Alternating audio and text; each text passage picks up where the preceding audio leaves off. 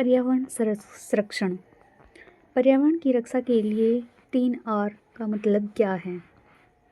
तो इसका मतलब है रिड्यूस, रिसाइकल और रीयूज़। मतलब कि R R R, reuse, reduce और रिसाइकिल। पर्यावरण की रक्षा के लिए 3 R का मतलब है रिड्यूस यानी कम उपयोग, रिसाइकिल यानी पुनः चक्रण और रीयूज़ यानी पुनः उपयोग। इस नियम का उपयोग करने के लिए हम पर्यावरण में बढ़ रहे अपशिष्ट को कम कर सकते हैं और इनसे पर्यावरण को हो रहे नुकसान से भी बचा सकते हैं। निम्नलिखित में से कौन सा मृदा संरक्षण की एक विधि नहीं है? तो ओवरग्रेजिंग। मृदा अपरदन और क्षीणता मृदा संसाधन के लिए 2 खतरे हैं। मानवीय एवं प्राकृतिक दोनों ही कारकों से मृदा निम्नीकरण हो सकता है। मृदा के निम्नीकरण में सहायक कारक वनोन्मूलन, अतिचार, रासायनिक उर्वरकों एवं और कीटनाशकों का अत्यधिक उपयोग, वर्षा, दोहन, भूस्खलन और बाढ़ हैं। मृदा संरक्षण की कुछ विधियाँ: माल्च बनाना, वेदिका फार्म और समुच्चय जुताई, आश्रय मेखला, चट्टान बांध और इंटरक्रॉपिंग। जैव विविधता।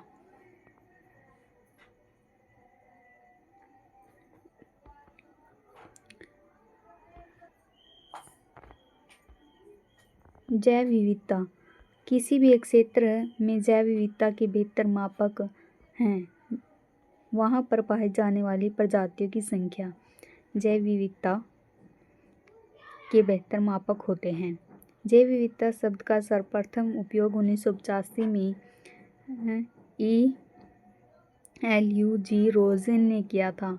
इस क्षेत्र में पाए जाने वाली प्रजातियों की संख्या कम क्षेत्र की जैव विविधता को बेहतर व्यापक होती हैं। सन 2010 में जैव विविधता अंतर्राष्ट्रीय वर्ष घोषित किया गया।